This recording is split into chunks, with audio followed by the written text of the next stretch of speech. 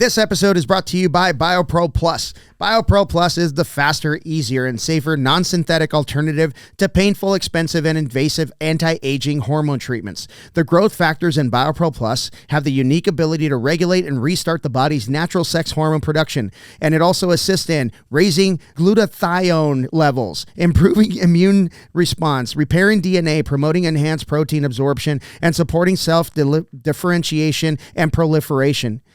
I don't know what any of that means, but I can tell you this. I've been using this stuff for about a year, and my ability to recover is through the roof. I'm training Jiu-Jitsu 3 times a week. I'm lifting weights 2 times a week, and the amount of time it takes for me to recover has reduced significantly. I'm 51 years old, and as an aging grappler, I got to do everything I can to stay on the mats. So I go through a pretty regimented recovery system, and Biopro. I also use the evening version. I forget what it's called, but it's fantastic. Get this stuff. Go to www.bioproteintech.com and put the promo code Foxcast.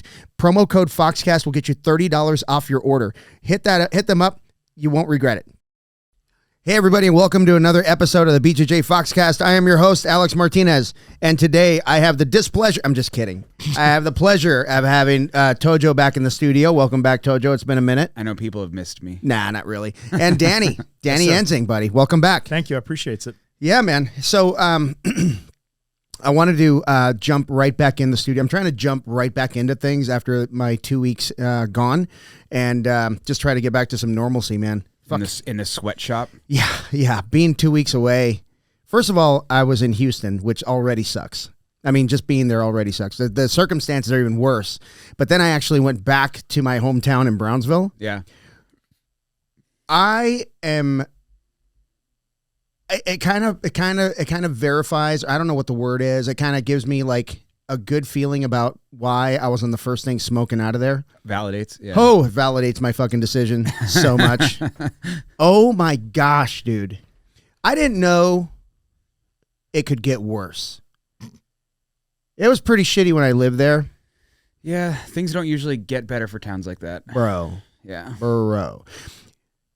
It's like, it reminds me a lot of like, I mean, it's literally like another town in Mexico. Like all the stores are on top of each other, and I don't know who was the fucking genius that thought having power lines above ground in a place where you have hurricanes is a good idea. Maybe they just don't care about people and wanted to get crushed with fucking telephone poles. Yeah.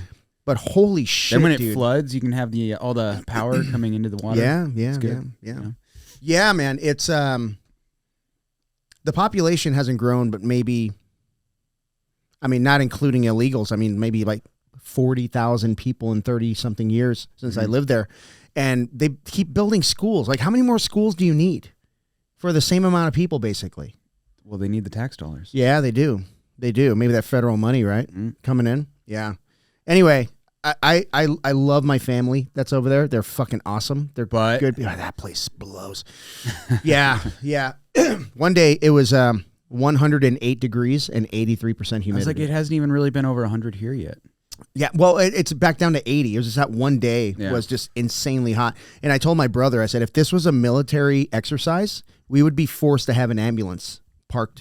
Really? No shit. There would have to be. They wouldn't let us do it if there weren't an ambulance there. Yeah, it was that fucking hot. I feel like we needed that for the seminar. Oh, God. It was so hot. There were so many people there. Yeah. So for those that don't know, we had a seminar with Samir Chantre, and it turned into a benefit for the flooding in Brazil. Not to benefit the floods, benefit the weakness. I'm glad you clarified. Yeah. the victims of the floods. Apparently, it's like super bad, dude. There's like drone footage of like a whole airport underwater. And if you weren't able to make it and you're interested, he filmed the seminar and it's available on ariesbjj.com. Yep. It's only $10. Yeah, I bought it today. Yeah. Yeah, I got to do Even that. if you're not even interested, go buy it. It's $10. Yeah, I posted it on the Aries East Mesa stories, I think, because you can put a link on stories, but not on Reels. That's a stupid thing. Why can't you put a link on Reels? I don't know. Meta, get on it. Yeah, I'm not Mark. Mark. I knew nothing about that flooding until he said anything, which is nuts, right? Yeah. You try and you think you know about stuff, especially the community that we're in. And nothing about it. But yeah, $10 for that seminar, and he showed things I had never seen before. He showed some really interesting some techniques and everything. Yeah. So yeah. You know, He's shown, like the last seminar he did, he showed us like the same technique 3 different ways. Like one for a very basic, like a beginner level, and then an intermediate level, and then an advanced level. And I'm like, well, at first I was like, what's the difference? And when you see it, it's like you're not going anywhere when he shows the advanced stuff. Right. Like you're locked down. You're there now. Yeah. I thought that was really interesting. And he kind of kept this one, I don't know. He kind of elaborated on the same stuff, right? But he kept it very general so everybody in the room could feel good about what he was teaching. And then he threw in that triangle in there. And I mean, it wasn't really super niche technique. Like if you start doing like the inversion stuff, there's a lot of people that's just not going to fit in their game. Yeah. But like, any X guard stuff, like most people fit in that. Yeah. I mean, he's playing that modified X guard. Short X is what he called it. Short X, which was pretty cool. Yeah, which is a really cool position, but it's a cool position that I would say 99% of people could play. Like, and it's really effective. If you play any De La Riva in any way, shape, or form, sure. And it's $10, you cheap bastards. Drop a sawbuck on this thing and help our fellow kinfolk in Brazil. Yeah, man. His Aoki lock details that he was showing was really fucking cool. Sweet. Because I've been trying to add that in, and I just like haven't been super successful with it, but his details are definitely helpful. Yeah. So. Yeah. Well, when I saw you stage that tap right before he sat back on that thing, I'm like, oh, that looks like it's pretty tight. Yeah, when he did the one where he just kind of like sat back and it just kind of like elevates right as he's falling back, you're kind of like ankle locking yourself. Yeah. And I'm like, oh, he's not even gonna have to hip up in this. Yeah. Well, very timely because someone finished the fight on Who's Number One from Friday night with an Aoki lock, and that girl almost didn't get off the ground. She had to sit there for a minute and do a systems check to make sure she can stand back up. Yeah. So it works. Yeah. And Tojo's one of my best friends, and I love the guy dearly, but I was like, oh, rip his fucking foot off. I was like, when Samir had you in that Aoki, like I was like, oh, rip his fucking foot off. I was like, I was having flashbacks to watching videos where where they put their uki to sleep or something, or pop his knee and like trying to show a knee bar or something. I'm like, have you ever done that? Have you ever put somebody to sleep showing something? I have one time. Yeah. I was so angry with myself. I've been close to getting put to sleep when Paul's showing. He'll be like in a triangle and he's like, see, and you go really tight, and then he wants to pontificate, and I'm like, yeah, you could loosen up. I'm sitting here trying to keep my shit together. Yeah. Or when you're trying to hold out so somebody does the technique, but it's so fucking tight. Like, yeah. And they're doing it slow because they're walking everyone through it. Yeah, that was rough. Yeah. I mean, I always like realize I'm like, oh, this probably sucks. I'm just gonna loosen up. Yeah. Who was it? Who'd you put to sleep? It was Joel. Remember Joel? Joel. Yeah, he went over to Cove. Pastor Joel. He's one of the most intense men I've ever met in my life. Yeah. Freaking great guy. Yeah. Great guy. He does those like 24-hour runs or whatever. You know what I mean? Those ultras? Yeah, but it's like a 24 hours. Oh, so he doesn't like fun? No, he likes torture. Okay, yeah. And so he did one where it was like he was running in, I don't want to say flip-flops, but it was like a sandal type of thing. Is it like those that book? What was it? Born to Run? Yeah, it's like like Tara Humara. Yeah, I can't remember. They're just like a rubber sole and then like some straps. Maybe something like that. Yeah. Well, he was training in those and everything was going well, and then his race was it started raining. So it got muddy and gravelly, and his feet were messed up, dude. Which, like, for that first, 2 seconds when it starts to, like, your feet get wet and everything, you're like, oh, this feels so good. Yeah. But then it just, any sort of dirt or grime just turns into sandpaper on your feet, and it just, you blister so quickly. So bad, yeah. Oh. Yeah, he, well, being a pastor in a church, he says, like, everybody gets sick. Like, if there's a flu and somebody comes in, everybody gets it because you're, like, right next to each other. Mm-hmm. So he's kind of used to that, but he got COVID and he got so mad he ran 8 miles. Yeah. Yeah, he was so pissed off that he got COVID he just took off running. I don't know if he was running away from COVID. It turns out you can't run away from it. No, you can't. When you're sick, you're sick. Yeah. Probably makes it worse. Yeah, super intense guy. But yeah, I was doing, I think maybe like, not a bow and arrow, but maybe like a, some kind of choke from the back, maybe a gi choke. Mm-hmm. And then all of a sudden I'm talking and all of a sudden I hear snoring. I'm like, oh, are you asleep? And he wakes up. He's like, no, I'm fine. I'm like, no, you were asleep. We were some years ago, back when Paul had the stuff on different mats, when Fundies was on like mat 2 and Advance was on mat 1, and the next day they switched. I was training Fundies with somebody. We were doing back chokes, and I sunk one in and he wasn't tapping, and I thought I didn't have it deep enough. And the next thing I know, he was just limp. Yeah. Like, oh, that really kind of feel well. No, I don't. Yeah. Well, it's like you went flaccid. My students, my students, al dente, like a piece of pasta. No, I tell my students if you don't tap to a choke and you get put to sleep, you're done for the day. I think that's really smart. I can't let you roll anymore. That's not a bad idea.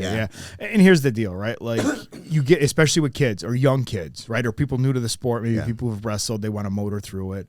And it's like great, but you always hear those things like it's the repetitive motion of going to sleep that ends up harming you. Yeah. You know, it's almost like CTE or any traumatic brain injury. It's the repetitiveness of it, taking shots to the head. You know, it's just not the one time, it's the multiple times it happens. Plus it doesn't help anybody to be that tough. Like especially when you're practicing, like if you're like that guy's like, "Oh, I'm not going to tap. I'm going to let my partner choke me out." But like some people like are like not cool with like putting their friend to sleep, like and if you do that to someone, they're going to be hesitant to like actually like give you that 100%, which is like, and then in the long run you're kind of hurting yourself. Yeah. Well, how many footlocks have you let go because a person just refused to? Most of them. Yeah, they just refuse, and I'm like, I'm not going to break his fucking foot. Yeah, because I don't care. Yeah, like.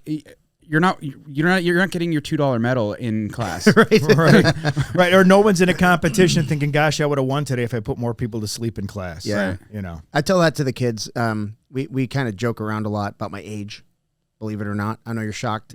But the other thing we joke around is winning. And I was like, we're doing like pummel drills. Yeah. Like your goal is to get a double under, and I show them what it looks like. And I said, once you get the double under, you win. And I always say, what do you win? And all the kids go, nothing. I'm like, that's right.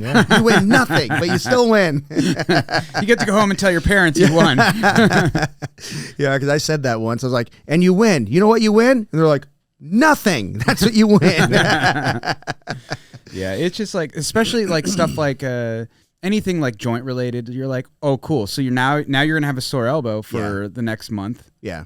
Right. Well, even like on a neck crank that should be a choke. Big John McCarthy talks about his fused neck, and he said it was like a Darce choke, like a nothing Darce choke.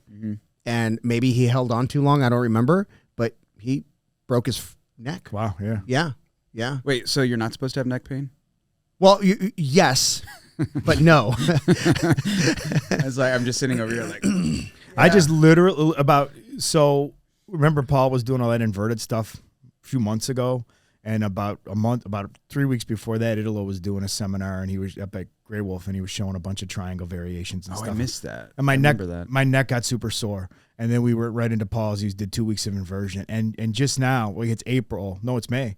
And these were probably January. Just now, my neck is to where I'm actually comfortable turning side to side. It was awful. I mean, there were times like somebody'd go to do something and they'd sit on my head. You know, like how sometimes you sit on your head when you're north-south, and it hurt. Yeah. I would tap that, But what sucks with that is like when you got an injury like that, like you don't want to rob your partner of good practice reps, because a lot of partners will ask, hey, is anything hurting you? Is anything bothering you? And I'll generally just say no, because there is always something. Yeah. Right? Like, what do you want me to tell you? Like, something's always going to be hurting. But I don't want to rob my partner of an attack they have because they hesitate for a second thinking, well, Dan said his left elbow hurts, so I'm not going to go for it. It's like, I think that's crap. Like, go for it. It's my responsibility to make sure I'm safe. Yeah, And the people I train with on a regular basis, like, I don't think any of them are doing anything out of, nefarious. Like, no one's just going out there looking to hurt anybody. That's just not happening. So I'm like, you could just lift your chin.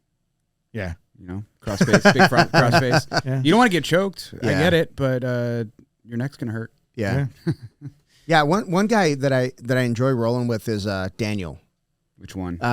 16 of them. He's married to Bruna. Oh yes. Oh, Daniel Lopez. And the reason I like training with him is he brings pressure, like he brings like heavy pressure, but he's also like, he moves well. Yeah, he moves, yeah. And it makes for a fun round. Like, I don't mind getting smashed. I'm whatever, man. If it's like too bad, then whatever, I'll find a way to get out.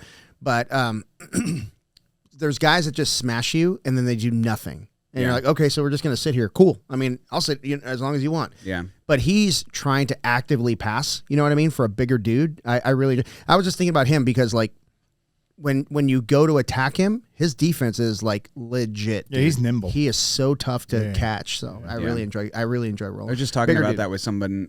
So one of the morning guys, Greg, you've probably met him maybe once or twice in passing. Greg's like 370, 380. He's a big boy. Wow. Oh, white belt guy, right? White belt, yeah. Big guy, yeah. I mean, when he first started, it was pretty much he's gonna get on top of you and just kind of like pressure. Yeah. But like when those guys like finally like learn how to actually use their weight, like it's like because I feel like when I'm on top of somebody and I'm just like when I'm rolling with like a blue belt or a white belt, like I'm like 160 right now. It's like you can make yourself feel like you weigh 300 pounds. Of course. If you weigh 300 pounds, and then you can and apply that same pressure, you're gonna want to tap because of the pressure. Yeah. You know who's gotten real good at that lately is Tanner, blue belt Tanner. Yeah. He's a big guy, but he's really moving real good lately. And, that's cool. Really brings it, and it's kind of cool to see guys, learn that kind of stuff. So that's why they gotta learn from the small people. Remember, you always bring up what's her name, Nana, like her shoulder pressure. Yeah. Oh my God, Nana, if you're listening, 120 pounds soaking wet, but like no, she had hard pressure, dude. Her shoulder pressure was like. She just knew exactly where to put it. You know what I mean? And you just when she got like mount, you were like, oh, thank God, because that pressure's off. Yep. But yeah, she was tough, man. There's a lot of small, like Samir is a great example of a small dude that can make himself super heavy. Mm-hmm. I mean, the trick is like a lot of people like think of that pressure as like it's a weight, like you're letting gravity do its thing. Yeah. But a lot of times it's like it's the grips. It's like I'm getting that underhook and I'm pulling your upper body into my my ribs are driving into your chest. It's like it's the grips that you're getting that are actually applying that pressure. So it's not me laying on top of you heavy. Right. You can't make yourself heavier than you are, right? So when I teach, when people ask me to teach them pressure, especially from mount pressure, I tell them forget pressure, think compression. Yeah. So you're pulling it, you're pulling them into your body. Yeah. That's what causes the compression. That's what causes that discomfort. Right. And you're creating wedges on each side, right? And they're carrying you. It's like, well, I'll show it up. I'll lay on somebody, almost like flat like a surfboard. I'm like, I'm heavy here, right? Yeah, but move, right? Because you got the empty space. You can get your frames in. You can get your elbow knee connection. I said, no, I'm not going to lay on you. I'm just going to create frames on either side of your body. Now try and move, and they can't move. They're just pinned there. I said, I'm not heavier. I'm just stopping you from moving. Yeah, and you're carrying everything. I mean, and you're honestly probably lighter. Yeah, as far as what's on them. Right. Oh, for sure. Yeah. 100%. Yeah. But even being able to move, they were like Ramsey's been showing this week in fundamentals class. When somebody goes to hip out and you move that hand to the inside of the hip and you stop them from getting it, like that's debilitating when you're down there because you think you have an escape and now there's a new arm there and you've got to fight back to a new position. You've just wasted all your energy or half your energy trying to get there, and it's tiring. Yeah, and I think that's what surprises a lot of people when you you notice it when you roll with like Kevin Carrasco or something, like a tiny guy who gets on top of you and it's just like he feels unmovable, right? It's like pressure is a skill. It's not a physical attribute. Right. Well, Danny Allen's that way too. I mean, a lot of people think of it though as like, oh, the big guy's going to have a lot of pressure. And it's like, that's not the case. Well, because a lot of times the big guys can't fill in the little gaps. I was going to say that when I roll with a big guy, I almost always have an ability to get a frame. Yeah. Because there's just so much more space. Right, there is. Yeah. But Oh, sorry. Go ahead. I was going to say, you little fuckers. Seriously, you, Ramsey, all the little guys I roll with. And it's great. Even Amber, right? He's got a lot of pressure. She balls up like a fucking roly-poly, and you're like, God damn it, I can't get past your legs. Yeah. I just kick her in the face. Yeah, that's what I That's usually basically do. it. Yeah, it works. It should, yeah. So I thought I would talk to you about, I think his name is Chapstick BJJ on Instagram. Chapstick BJJ. Yeah. So should I know who this is? No. So Chapstick makes a comment about a podcast. We re-released a couple of the clips. Recently, and one of them was the one where Jeff Cook, who's fucking badass black belt, badass dude. I fucking love Jeff, but Jeff Cook's talking about jiu-jitsu ruining your life. Like he's being like tongue in cheek. Yeah. But he's just saying like your friends are going to change. A lot of things change. Like you and I, like I said, the three of us, we managed to keep like our non-jiu-jitsu friends as well. Not everybody gets so immersed that you lose them all, but some people do disappear. Like there's some friends that I just don't have a lot in common with anymore. Anyway, so he's talking about that, and this guy says like it's two old guys talking shit or something like that. But he was using, I didn't know this at the time, but he was using the voice to text. So it said something like Michelle's a part of everything in your life, And like, and this is true for anything that you do, idiots, blah, blah, blah. And he goes on. And I was like, yeah, Michelle, blah, blah, blah. And I start going on. And he's like, this voice to text stupid and blah, blah, blah. And he starts going off, right?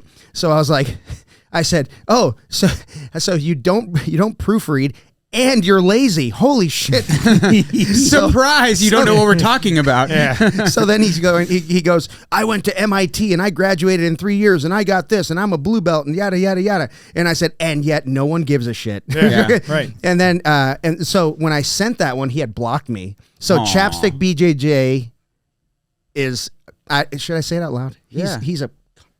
I hate him because he's a coward. Yeah. He's a coward because, I mean, I don't know. I was just having a little fun with it. Yeah. And then he got all mad and had to tell me that he went to MIT. How are you going to go talk shit and then block people? Right. Like, no, right. Yes. Man up, you fuck. Yes. And then he that's deleted. My favorite part about talking shit. Is And then he deleted all of his posts. He deleted all his comments. So that's a rage quit right there. That's like turning over the fucking Monopoly board. And who cares that you went to the Maricopa Institute of Teaching?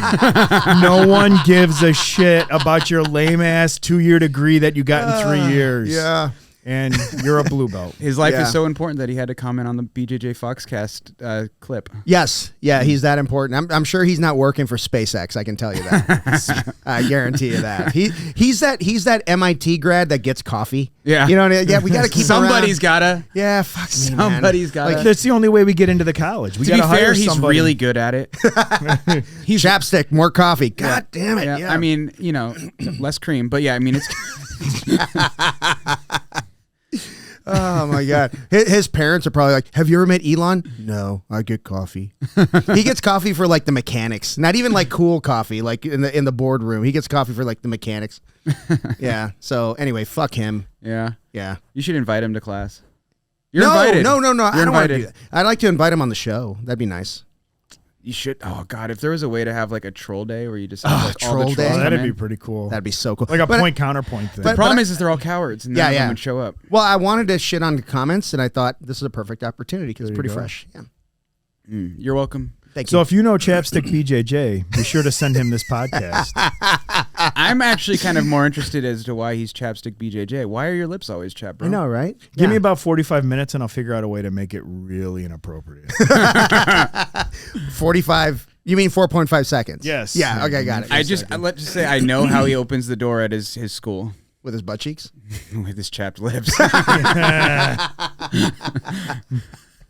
Oh my God. Yeah. So anyway, we hate him. I don't even know him, but I hate him. He can't even defend himself. I'm just pointing at the camera. I don't even know you. Yeah. But there's a lot of guys, man, that make comments, and I'm like, why are you so mad? I'll catch myself. I'll be like 5 minutes into a paragraph.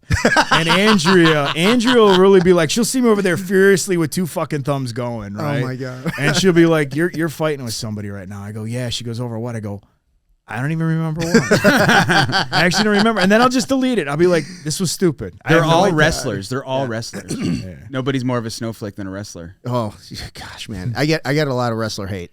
A lot of wrestler hate. Yeah. I'm trying to turn it up right now. Here it comes. That's why they hate all the guard pullers. Yeah. That's their kryptonite. Honestly, like wrestlers, they're only going to listen to clips, and only if the clip is 5 seconds. Because they can't read. They can't. They can't pay attention. What are you, fucking crazy? Aaron Wilson. Oh man, there was some meme the other. Aaron, I love you. Please not don't meme. kill It me. was like a clip from another podcast where this guy was talking about that, and I sent it to Aaron. He's just like, yeah, he's got a fight coming up. Wednesday. Wednesday's got one coming up on the big show again. It was kind of cool. We were at the hub, and like they had the UFC on, and then it had the UFC Invitational as an advertisement. Like, hey, look, there's Aaron Wilson. Oh no shit! Yeah. Oh, so cool, man. Yeah. D was telling me. He goes, yeah. It's UFC Fight Pass. Is that what it's called? What is it called? Invitational. UFC Invitational. Yeah. So he goes, 7, 8. Something like that. There's been a few. Yeah. He says, there's a UFC Invitational, and I know you're going to watch it because your friend's on there. It's like, oh, shit, yeah, I'll watch it. I gave blood today, and I had a Jiu-Jitsu shirt on or something. A Victory MMA shirt from Jocko's gym in San Diego. We went the one that burned down or the new one? The one that burned down. Okay. Yeah, we actually trained there when Colin was going to boot camp and he graduated. We dropped in there one day. Yeah, I was hoping to catch a class with Dean Lister, but he was actually in Costa Rica. But whatever. Anyways, long story short, I had a shirt on, and she's like, "Oh, do you train MMA?" I was like, "I train jiu-jitsu," and we got to talking, and she actually likes watching UFC. The nurse who was drawing blood from everybody, and she goes, surprise. Yeah, she goes, likes blood. Yeah, right. But she goes, I've actually started watching some of those UFC invitationals where they show just the pure jiu-jitsu and everything. And she goes, it's beautiful watching some of those high-level guys compete. Yeah. You know how great it is, you know. And she goes, I mean, she goes, the no-gi stuff is really cool to watch. She goes, but even the gi stuff, like she goes, I get people think gi stuff is boring because of the grips, but you know, seeing guys having to fight through that and establish it and everything. So it was kind of a cool conversation with her, you know, nice, but man. The reason I bring that up is the fact that the UFC is really kind of, you know, bringing, I mean, to us, like BJJ is big, right? Because everybody trains jiu-jitsu and we train jiu-jitsu and we have almost everybody we know owns an academy and it's a big part of our lives. But, you know, for everybody outside of it, you know, they don't really know much of it, but to see the UFC bring this to kind of into the you know, more into the spotlight than some of the other stuff has, it's kind of cool to see. So. Yeah, I think it's more likely for if there's a chance of like jiu-jitsu going mainstream, I think the path is through the UFC because they're the most mainstream. I think that's what got the majority of people into jiu-jitsu in the first place. Right. Yeah. Well, yeah, UFC won. You know, that was, you know, probably the first time anybody ever seen anything like that. Yeah. So. You know, but it's kind of cool. I mean, ADCC is huge and it's great, but that's only every 2 years. Yeah. You know, and other than that, it's not like, and I get ADCC's a little bigger now with some of the stuff they're doing from, you know, from city to city and, you know, the invitationals and the tournaments and all that. But that's still mostly like, no one's like, oh, hey, there's an ADCC open this weekend in Phoenix. I'm going to go watch it, but I don't train ever. Like that very rarely happens. They're missing the boat, man. They could be like the next thing. They could. They could overtake IBJJF because it's that prestigious. Yeah. And they're just not taking advantage. They're not making it like IBJJF. Like when you sign up, you're like, whatever. But then you show up, you're like, oh shit, okay. This is like, I don't feel that when I go to a UFC event or not. I'm sorry, ADCC event. Well, especially the opens right now are kind of like they're always like kind of off to the side of like some sort of other event. Like the one that was the last Phoenix Open was at like a bodybuilding convention or something. Dude, like, I love those tans, bro. That spray tan, it's the only time blackface is okay. It is insane how dark those tans are. Yeah, it's like, Jesus. But okay. Did you ever see like the like Arnold Schwarzenegger when he was like the guy, the Mr. Was it Mr. Olympia? It was Mr. Olympia. Yeah, so he was the guy. So he had a lot of pull. So what he would do is he would be like, okay, so he would kind of talk to the event planners and say, okay, I want a really dark background this year. And he would just get pale. And everybody shows up with their dark ass tans and you can't see them because of the dark background. And he would use that as strategy. And he would just be pale as, you know, throwing up the muscles. And he would stand out above everybody else. Yeah. Just shit like that. Yeah, but the ADCC stuff is niche that they come around with because, you know, it's really... You know, they don't break it down. The divisions aren't broken down as much, and the really only thing that's prestigious in any of it are the opens. And there's a lot of, you know, not a lot of older guys are going to go do that kind of stuff. So. And compared to a UFC, not a UFC, an IBJJF Open, how big are the brackets in the ADCCs? And just the opens, not the. The opens are actually big. Like, are they? A lot of people do support them. Okay, but they're just like, I mean, they're not. They're in big towns. Mm-hmm. Right, because you can get an IBJJF tournament, an open in some small town or or San Diego or something, right? So they kind of like saturate a little bit more than the ADCC does. Plus, I mean, there's not really a lot of no-gi options because, like, I feel like a lot of the IBJJF opens that include the no-gi is always the second day, and it's always kind of like half, if that, of the people sign up for that, and then like. It's tough to do, like, you know, go compete. You've done it before, right? Yeah. Where you go do gi, and then, okay, now I have to go do no gi. It's like you got to starve yourself that night again, right? And it's a lower weight. If you if you go super heavy gi, it's 222. If you go super heavy no gi, it's 215. Yeah, but it's also like the intensity. Like everyone knows, like not everyone. I guess anybody who's competed knows that, like. You're like on edge that entire day, and like whether or not you had easy matches, like you're still exhausted. Yeah, you're still exhausted because you're tense all day. Yeah, right. And then you got to get up and do it then again. you got to get up and do it again the next day. Like the chances of you performing 100% or even like having your heart in it the next day is going to be. Well, what I started doing is I'll do the gi at middle, and then I'll do no gi at light heavy. Yeah. It's just I just want to hydrate. The way the weight difference is, it's so weird. Like because they kind of like make it seem like your gi weighs like 8 pounds. No, I know, got right? An 8-pound gi. Nobody. Yeah. Well, it's 6, right? 6.5 or whatever it is. But no one has a 6-pound gi. Not these days. Yeah, even with the 380 gram thing, it's like. Is that what it is? Did they make that minimum? Now. It starts June. Well, it starts next month. Wow. Yeah, my gi that I have that's 380 is lighter than my 350s. Really? I don't know how that works, but it just is. I don't know what my gis are. I just put them on. Yeah. And if they let me in. I've never been that close where I'm like counting ounces either. No. You know, like there's guys who are like, oh, I had to take my underwear off to make weight. I'm like, or they got gis with no patches. Yeah. Like, damn, dude. Or they've got a karate belt. Yeah, right. They got a karate belt instead of a. Paul was arguing with me. He's like, "Yeah, I don't like the embroidered patches because they're too heavy." I was like, "What? What's that way? The extra ounce? Like maybe?" Yeah, they're so much nicer. I like the embroidered patches so much better. They look. I mean, they don't wear out like the. I mean, the iron, the press on vinyl or whatever, like looks really nice. For like a while, the first couple of like washes, and then they start falling apart. Like, well, you dry yours, right? Yeah, mine lasts longer because I don't. Yeah, that's true. Yeah. But like even like the abrasion of like being on the mats and like on other gis and stuff, like they just get rubbed off. Right? You said rubbed off. Good Chino. But you know what I mean? It's just like embroidered is nicer. Or at least it lasts longer and looks better longer. But it's like whatever. I'm not worried about the weight of my gi that much. Yeah. Before I forget, I want to say thank you to everybody that hit me up and say, hey, what the fuck? There was no episode this week.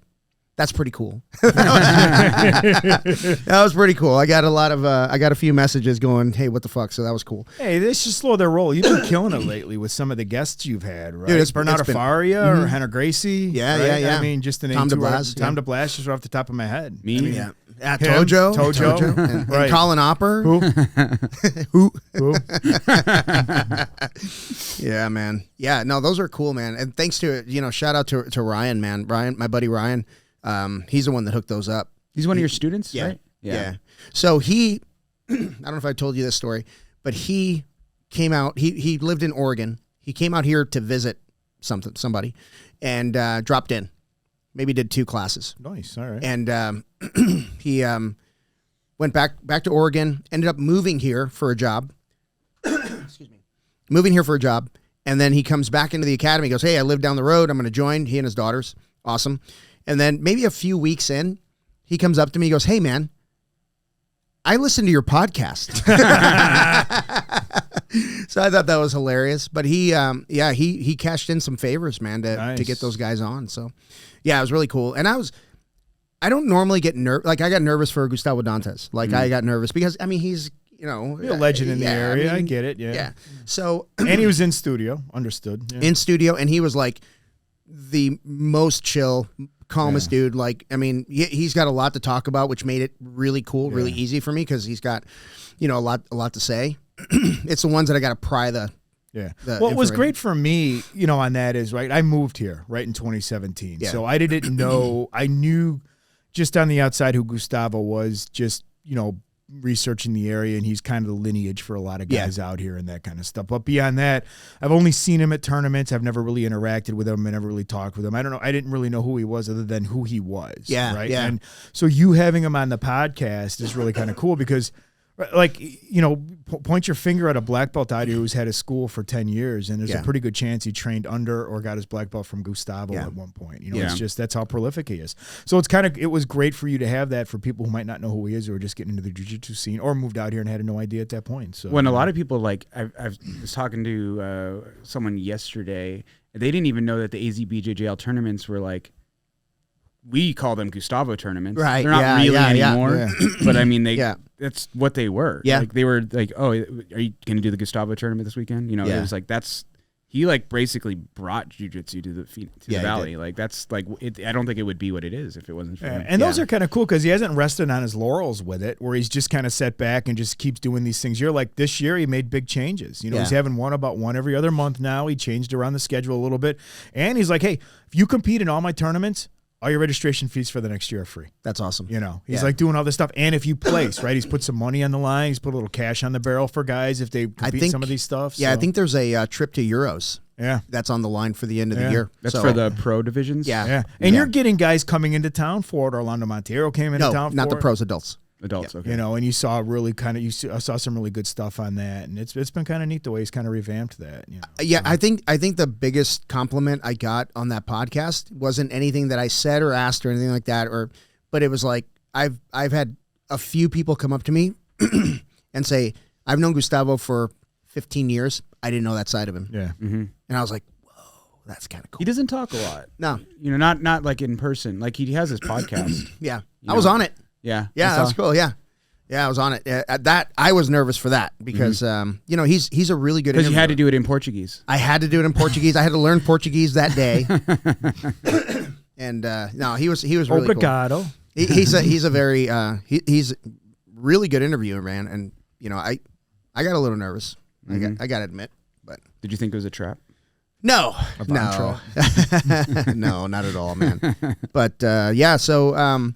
There's a couple other guys, just guests that I want to get on. There's a guy. It's like Tomaroy. I always mess it up. Anyway, he does a lot of technique breakdowns, and I really enjoy his stuff. He's almost like Malachi kind of thing. Is it Malachi or Malachi? Malachi. Malachi? I thought. I think he said Malachi. Oh, yeah. We should get him on and ask him. I have had him on. There you go. Yeah. And if you haven't watched that one, thanks for watching, asshole. But anyway. Wait, what podcast is this again? Is this Chapstick BJJ? Chapstick BJJ. Yeah. Sweet. Chapstick.bjj. What was I saying? Malachi Friedman? No, the other guy. So, yeah, I reached out to him and I was like, hey, I'd love to have you on the show. And he's like, yeah, I'd love to be on. And then I said, well, I do my recordings at 3 p.m. on Sunday, usually, if that works for you. I said 3 p.m. Arizona time. And he goes, can we pick another time? Because that's like 3 a.m.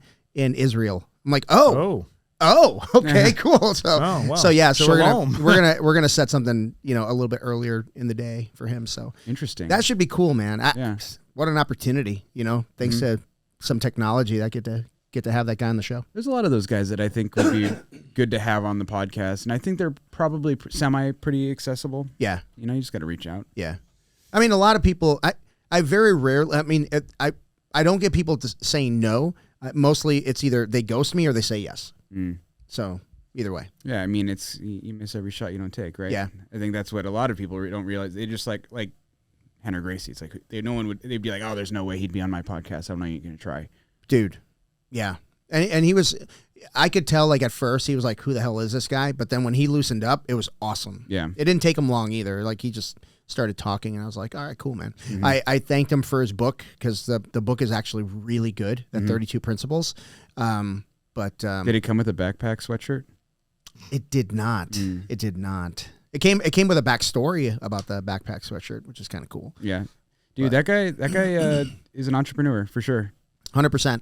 And he's very calculated. If you read the book, he's very calculated on how he drops stuff. So yeah, very cool. Yeah, we talked about several things, man, and man, he's you could see like the wheels spinning as he's talking. I'm like, man, he's got a lot of shit in his brain, so it's really cool, man. And coming from, I think he has like over 100 cousins. Holy shit! Think of that competition in that family. So, I mean, I mean, you're going to be competitive whether you like it or not, unless you're going to get stepped over, trampled on, You got to be that. You can be that cousin. Like, you know what? I don't want to do jiu-jitsu. Yeah. That's not for me. I'm a paint. What? That's Pete Gracie. That's the guy you never heard about. They give him an American name just so.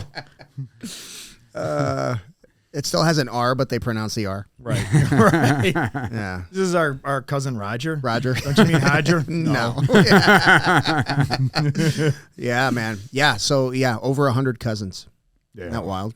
When you think about that family too, like there's Gracies without the Gracie last name. Yeah. They married into it. I think the Machados are in the Gracie lineage. Family-wise, too, which is nuts. Yeah, I think originally they opened a Gracie Jiu-Jitsu academy when they first started teaching, and then they were told they can't use that. Yeah. but they're like, well, that's all we've learned our whole lives is Gracie Jiu-Jitsu. So yeah, it's interesting. Yeah, there's a lot of politics in the old school days of Jiu-Jitsu for sure. Yeah. Yeah, I think like I don't know, not having like a centralized like system, like, you know, could be a little, I don't know, it could get a little wackadoo. But I think for the most part, nobody wants to be that school that's not legitimate. You know what I mean? So I don't know, and I'm sure they're out there, but I don't know of any school that's just like selling belts or, you know, doing any of that shit. Oh yeah, I mean the nice part about that is like we have like a really good weed out system in jiu-jitsu. It's like, go compete. Yeah, good luck. If you're a legit blue belt, you're going to be able to compete at the blue belt level. Even if you're not winning, you could tell if you got just completely trampled and don't belong there. Yeah. You know, so it's like there's a good weed out and that you don't really get if like, you know, those like self-defense courses where they do like the chi power or whatever, knock people over. It's like, well, if all you're doing is showing videos of all the people that are in your little inner circle, it doesn't ever really get tested unless you like jump one of those guys in the street. Well, have you seen those guys getting beat up? Like I've seen a couple where they like go and like fight an MMA fighter and then they like just get work. Because I think those are the guys who actually believe it. Yeah, yeah. They're like, oh, and you can see it. You can see it where that second where they're like, oh my fuck, I've been lied to. Well, and it's like. You traveled, right? You drop into a lot of places. You travel, I drop into a lot of places. I can't ever think of an academy I've dropped, even in a small town, like with my daughter up in Stevens Point, small town, right? You know, not very big, dropped in. It's an elite team affiliate actually up there. The guy was legit. His whole team was legit. And it's not a very big place. Right, maybe about the size of what your academy was when you first opened AM. Yeah, you know, maybe a little bigger, but not a big place. All of them were really tough, right? But that's just it, right? If you got a jiu-jitsu school somewhere, there's a chance someone's going to drop in at some point, right? And you know, if they're going to expose you if you're teaching shit. Yeah, you know, it's just that's the way it is. Yeah, like when I went to Goodyear, it was all easy rounds. Oh, 100%. Yeah. Just go there and get murdered by everybody. No, I went to a place in Houston. It was a Renzo Gracie places, Renzo Gracie Riverstone. Okay. And they're associated, I think, with one or two more schools in the Houston area. Like they, you know, it's like they own those schools. The one I went to is small school, probably about like 1,000 square feet mat space. So freaking cool. Yeah. So freaking cool. The head instructor there, his name's Jamie. He is like he teaches in very how should I put this, man? Like, it almost seems like broad strokes, but if like there's a lot of detail in there. So I guess unlike me, he has a great economy with words. You know what I mean? He doesn't give you a big explanation. He tells you what you're doing and how to do it, and then he goes through and he is like constantly on the move with every single one of his students, like just tweaking and doing this and doing that and different body styles. Hey, do this, try that. That's my favorite part about it. I really enjoyed watching him do that. You know, and again, I really enjoyed being a student, you know, so being there, taking his class and just being in that environment, get my mind off of the other shit that's going on. And, in their school, they do an hour of, it's the regular class technique, all that stuff. And then situationals, and that's the hour. And then after that is live rounds. Yeah. But it's like a separate class. It is. Kind of. There's a school I drop in Tinley Park, Illinois, Ground Rules BJJ. They do an hour class and then it's an open mat after that. Yeah, that's pretty cool. You know, which I love it. You know? So and then the one I went to up in Stevens Point, elite team, he had a fundamentals class and then an hour of rolling and then advanced class. Oh, wow. Yeah, so you roll and then you get into the advanced class, which was kind of cool. Yeah. You know, because did they roll at the end of the advanced class? No, you roll leading into it. So you're a little beat up going into it, you know, and then he's showing that stuff. But yeah, it's pretty cool. But yeah. And at Goodyear, they run their fundies and their advanced or mixed levels or whatever you want to call it together. Yeah. Not together, but like at the same time on the mats. And then when it's time to roll, all the classes join together. Yeah. Because you know how they have that huge mat space. So they basically cut it in half. One side's fundamentals, one side's mixed levels. Yeah. And then when it's time to roll, everyone just rolls with each other. Yeah. So it's just like one, kind of like an open mat at that point. I enjoy economy of words when people teach. Me too. Right? You know, so I heard their tagline is he teaches so well even a 3-year MIT grad could understand it. I'm gonna enjoy shitting on that guy for a little while. Yeah, it's fun. Yeah, why not? So yeah. Well, he blocked you. He blocked me, so yeah. He didn't block me, so he'll listen and just not be able to communicate with you. And I can't believe he blocked me though. That's No, so why? sad. Why would I wasn't being mean. I was That's just, like starting. I guess I getting a was. I was being a restraining little order. mean. Huh? It's like getting a restraining order against somebody Yeah. you started shit with. But Are you you're kidding me? you're like an MIT grad. You should be able to like a war of words with me should be pretty simple, right? Right, well, it's the text to speech stuff. Yeah. Oh no, what was it? The Maricopa Institute of Teaching. Yes, Maricopa Institute of Teaching. Gotcha. Yeah. Where was that? Where's that exactly? Is that in Maricopa. Maricopa? Yeah, Maricopa. City of? Well, it's The online. city, yeah, the city, Gotcha. not the county. It's online. It's actually a subsidiary of Phoenix College. Gotcha. Phoenix University.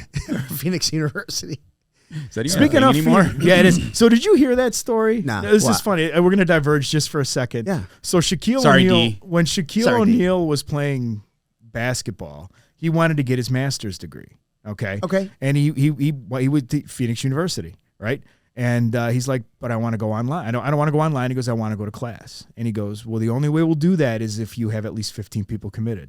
So he found 14 other people and paid for their master's degrees. No freaking So way. they put together a class for him. Yeah, him and his homies, man, all got together and got their masters because that's what he wanted to do. I just literally read that the other day and it made me chuckle. You know, That's so great. They're honoraries, masters. yeah, right, yeah. Did you hear about what he said with his kid? Like where his kid's going to go to college? No. You're like, where's your son going to go to college? And he's like, LSU. I'm like, why LSU? They pay well. Oh man, yeah. Don't even like that with a But that daughter. was before the NIL stuff. Oh man, that is insane. Yeah. You could do a whole podcast on the NIL stuff. Oh, right now, gosh, what's yeah. done. I mean, well, it's become so prolific. They actually gave that guy, I can't remember his name now, that running back who lost. Reggie Bush. Yeah, Reggie I'm Bush. so glad he They got his gave him fucking- back his Heisman. Listen, I don't even watch football, but Yeah. what they did to him was so Yeah. freaking wrong. Yeah. Like you know how much money they made off of that kid? Billions? It's Well, it's like have you seen the documentary with there's Untold documentaries. I think they're Netflix. Like a series? Yeah, but it's one of them is Johnny Manziel, and he's sitting there, freshman in college. He wins a Heisman as a freshman, so he's watching like buildings getting torn down and built around him. Like he's bringing in crazy amounts of money, and he's not making any. Right. And he's like, F this, man. So he starts making a little money, and he said the hardest part was like what to do with the money. Because you can't flaunt it. Yeah, it's like money laundering. Well, I mean, but so he said he was buying those those Visa cards. Oh, those gift cards? Yeah. Those gift cards. Yeah. But it's like you got to remember how much is on each one. You know what I mean? When you're spending this shit, because there's like you got so many of them. Yeah. But yeah, it was pretty wild. I don't blame those. And for people to say, oh, they're getting their education. Okay, cool. Oh, cool. But the ones that can actually make money are going to go on to play in the NFL or, to play at some Keep your level. education. Yeah, they're not there for the education. No, but the 99% that don't make the NFL, of course, that's awesome that they get the education. And here's what no one's telling you, right? You cannot skip college football and go right to the NFL. And not because you lack the skill, because the NFL has a rule. They will not let you join the NFL unless you've gone to college. And the NBA, for LeBron James, right, went from 18 to the NBA, and there was a few other guys who had done that too. I think Kobe was one of them too. Yeah. And then the NBA made a rule: we're not going to take anybody right from high school anymore. You've got to go to college. 1 year at least, right? Yeah, 1 year at least, right? So they're feeding these guys through the college programs, right? It wasn't like these guys had an option where they could go do it somewhere else, right? But they had to do this. I think the NFL rule is that you have to be out of high school for 3 years. Okay. You don't have to go to college. So if like you can play in the Canadian League, right, I don't know, but they have football there. They do. Is it with a round ball though? Well, they covered in gravy. It's like poutine. They cover it in gravy. Yeah, it's with a round ball and they kick it with their feet. It's weird. It's really just weird. They play football with their weird. foot. Yeah, it's just round ham. It tastes like bacon. I mean, honestly, like it feels super criminal to like be like, hey, you can't make money off of your attributes. But we can. Yeah, but we can. Right? Yeah. I mean, we'll like make all the money. It's not like they're taking money away from the college. Yeah. Didn't we fight a war over something like that? Well, I mean, but I wonder what that's going to do. Like, I would love to see like a bunch of like big time college players like collude and make like Western Kentucky like the #1 school in the nation. I don't even know if there is a Western Kentucky, but there like is. WKU, Mesa Community College. Mesa. Yeah. Oh, the Artichokes. No, that's Scottsdale. Scottsdale. The Artichokes. I think the Artichokes winning the national championship. No, they're going to go to MIT. Awesome. Yeah. Maricopa Institute of Teaching. Well, you're seeing that now. You're not seeing that so much in football right now. You're seeing it more in wrestling. God, I hate chapstick. The NIL and the money and the transfer portal is basically creating, right? You've got Penn State, right? You've got Iowa, and that's about it. How is Penn State still able to play football? Oh, I don't know. They got rid of the showers. They did get rid No, but like you got okay, so SMU, if you ever heard the story of SMU, it was so over the top. Like when they got caught, paying players, like they had a payroll, right? And then they're like, okay, so no more. We can't pay players anymore. And then someone said, well, what about the guys that are already on payroll? Like we told them we were going to pay them. Right. They're like, okay, as they graduate or they leave, we don't pay any more new students. So they got caught again. Yeah. They got caught again because they were still paying players. I forgot about that. That was crazy. And we're not talking like UCLA. Like it was Southern Methodist University had just a kick-ass football team where they were just dropping money on these guys. They can't put 30,000 in their stadium. I don't know if you've ever seen it. It's not big. Yeah. It's not big. But so there was a running back named Eric Dickerson at the time, and he was like he was a big deal. What's his name now? Eric Dickerson. So I think he's in the Hall of Fame. Yeah. So he was supposed to go to Texas A&M, and he shows up to SMU in like a gold Trans Am. Yeah, those were the good old days where you had to pay under the table. Yeah, well, yeah. But I mean, it's like we were talking about that girl basketball player. Like she's a big deal. Oh, Caitlin Clark got Caitlin Clark. Yeah. Well. As of right now, the highest paid pro is like maybe $250K a year. Yeah, they don't make much. I'm sure they make money other ways, right? Going to Russia and shit like that. They make money that way. Don't bring your weed pen. Don't bring the weed pen. I got you. But like, how much was she making on the NIL deal in college? She had to be making crazy money. I don't know. Yeah, you don't hear much about that for the female athletes. Yeah, you know what the NIL deals are. My daughter keeps waiting. She goes, when's the NIL going to filter down to Division II wrestling in Upper Wisconsin? Yeah. I said, I don't know. I could use, a new refrigerator. Yeah. I worked with a girl that played rugby for the U.S. national team. Nice. All right. And she's like, yeah, we spend way more money than the U.S. spends on the U.S. women's national rugby team. Yeah, I bet. Like just to play, they have to spend a lot of their own money. That's all like all of us with jiu-jitsu. Yeah. Right. We pay to play. We're broke. Yeah. You're broke. Yeah. Yeah, man. That's funny though. People always say, "Hey, what's jiu-jitsu cost?" I never tell them, right? Because there's a million pay levels for jiu-jitsu. Sure, yeah. Right. If you've been with a school for a while, you're generally grandfathered in or something like that, and then newer students because of inflation and the rent goes up and insurance goes up. I mean, there's just the cost of doing business, so they're going to pay a little more than other people. But it's like I have something budgeted into my life right now. Every month it's going to cost me X dollar amounts just for tuition. Just the cost of living. Just for tuition. And it was like if I when I look at it, it's not a lot. But I'm like, I don't even know what else I would spend that on if all of a sudden it went away tomorrow. Something stupid. Yeah, probably. Yeah. 100% I know. More alcohol, probably. Alcohol. I'd buy another gun. Probably, yeah. There'd be another gun in the house. Well, I think you would find something to spend your money on that's like, similar, right? You would have to be somewhat competitive, right? Something that like stimulates the brain and stimulates and physically pushes you. Well, right, something like that. Like a 3D skill. I remember somebody said that one time, and I don't remember what it is, but it's physical, mental, and emotional. Yeah, it's that 3D skill. Like I've just recently started doing some semi competitive shooting. At some of these defensive pistol stuff, and it's fun. It is a lot of fun. There's a great camaraderie. It's not real. It's not competitive in that you're trying to beat somebody. You're just trying to make yourself better. Yeah. That kind of thing. And safety's still a big, fundamental part of it because you are shooting live rounds at that point. You don't want to be stupid. Yeah. So and it's fun. But yeah, you're right. I mean, it's if you're Andrew not. was saying he's shooting guns in the house. No doubt in my mind. There's no doubt in my mind. I wish I went to that thing, man, and I'm just sitting there in between stages, thinking to myself, how much time does my wife need to be away from me to fill in that pool and build something in the backyard?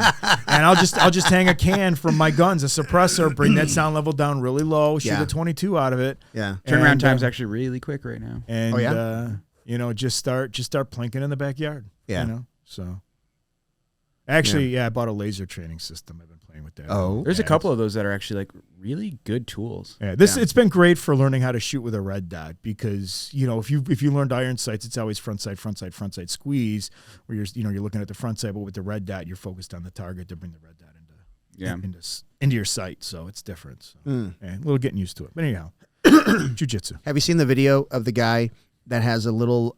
It's like a 380 Ruger, and it has a laser sight, like a beam that shoots a beam out, and it won't come on, and it's supposed to like squeeze the trigger a little bit, and it turns the thing on, and it's not working, and he's shooting and it's not working, and he's like, "What's wrong with this?" And he shoots his hand. He shoots his fucking hand. He going like this with his hand.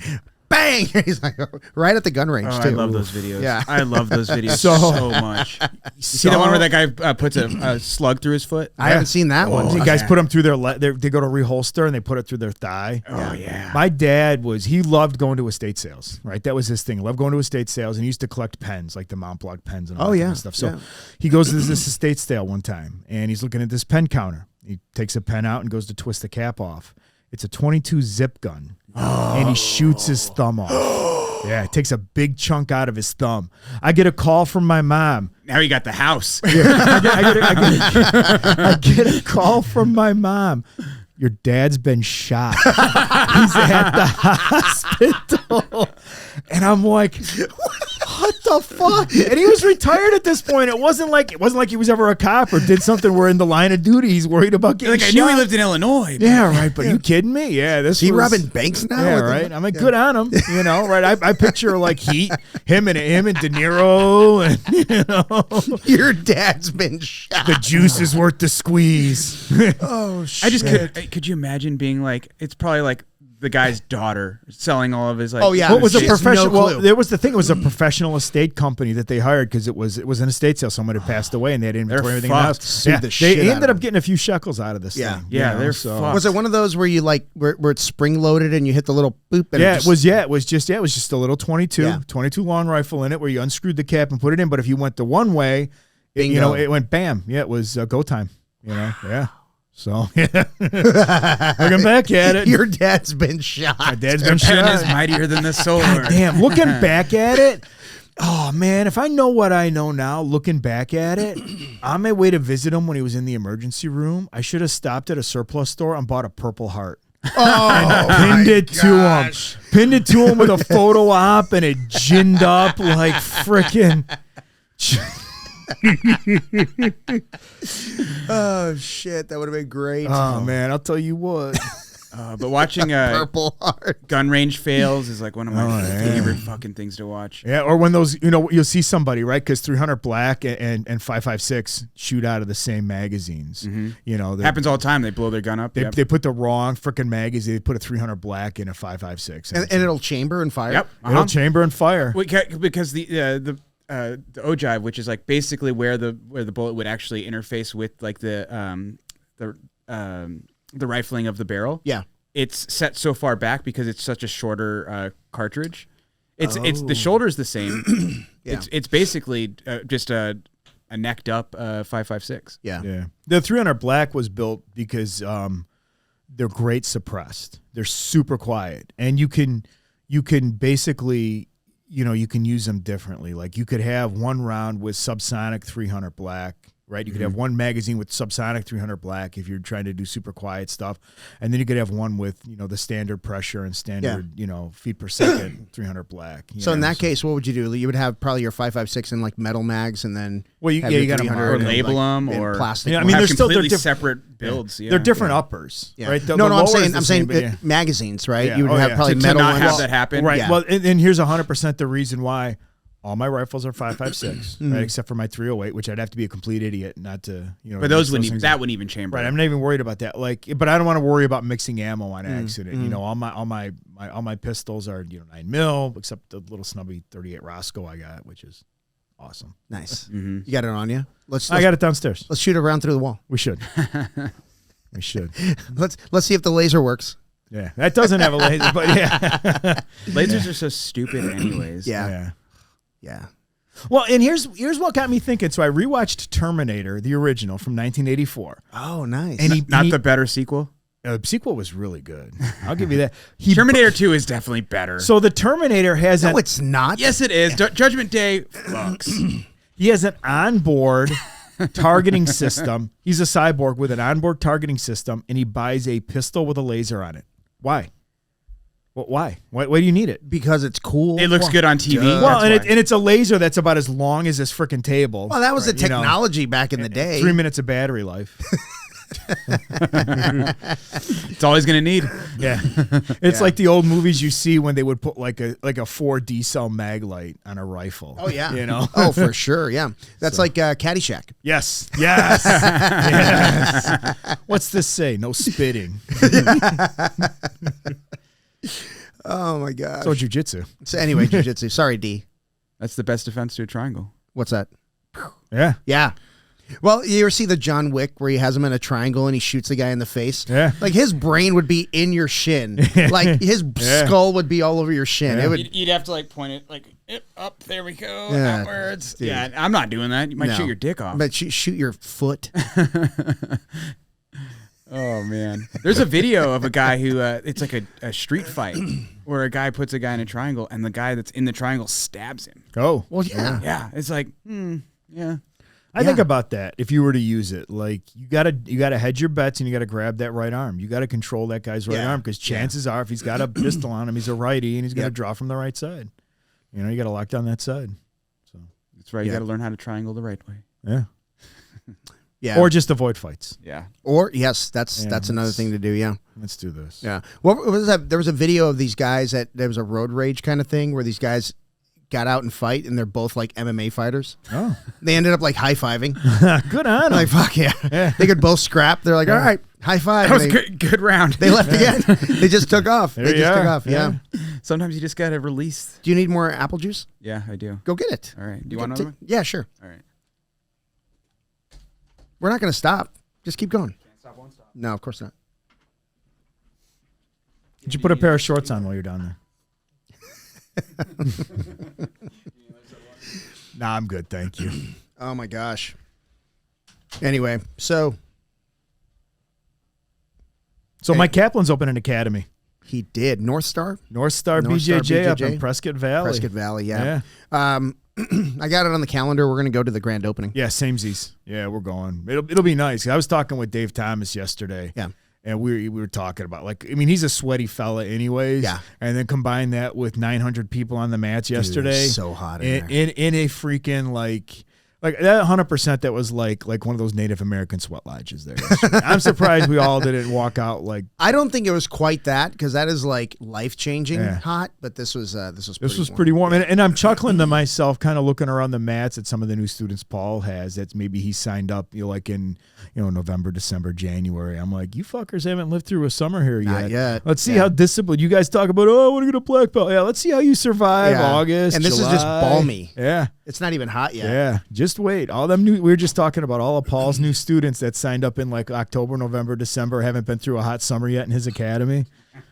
Your time's coming, champ. We were talking about cabins.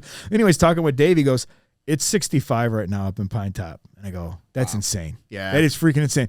I'm almost thinking like I'm in a snowbird, but just, Pine Top to Phoenix. Also, why not? Let me have that. Kaplan's place too. Yeah, we're talking about that up in Prescott Valley. Yeah, that'll be nice. Oh, we got that on were the just calendar. talking about me the whole time I was gone. We were. Well, we're talking about how lucky Kelsey is to have you guide her through the swan song of her years. Why don't you anyway?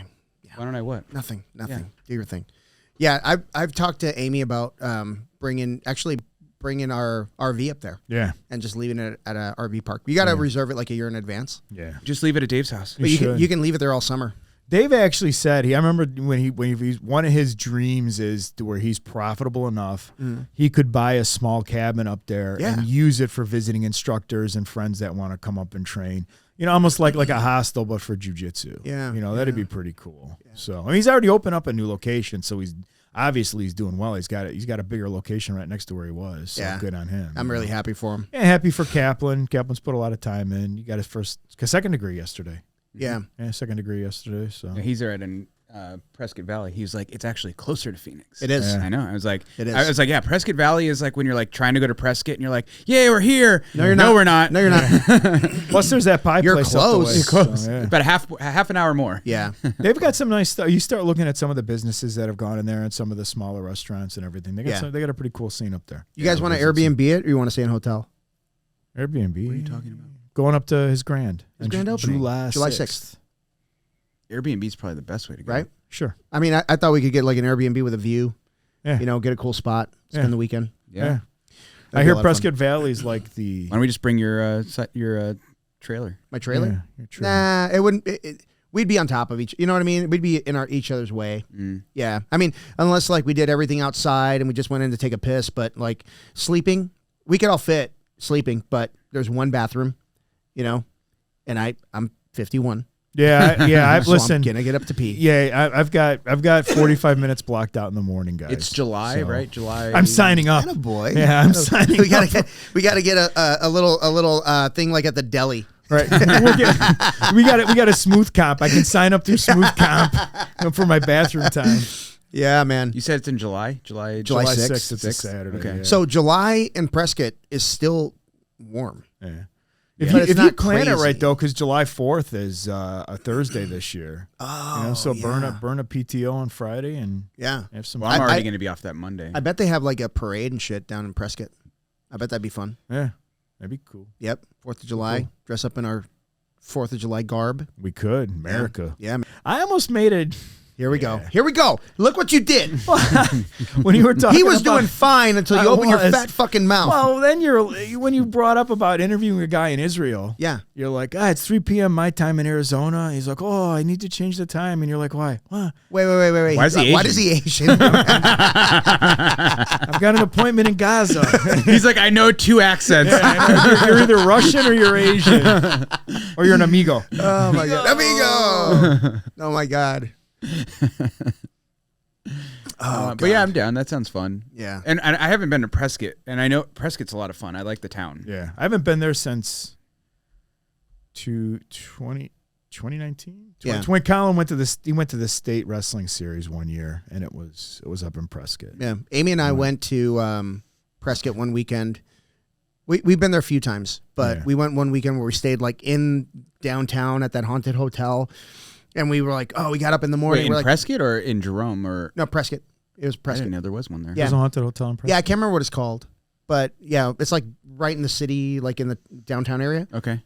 And we kind of marched up and down Whiskey Row. Oh, nice. And then we ended up sleeping at like 2 p.m. There you go. Yeah. Turns out there's actually no ghosts because that's not real. It's not real. You need a Joe Rogan, like how when Joe Rogan wants somebody to look it up, he's got that dude, that Jamie? producer. Yeah, Jamie. That's me, but I just use my brain. There you go. Yeah, so it doesn't work. Yeah.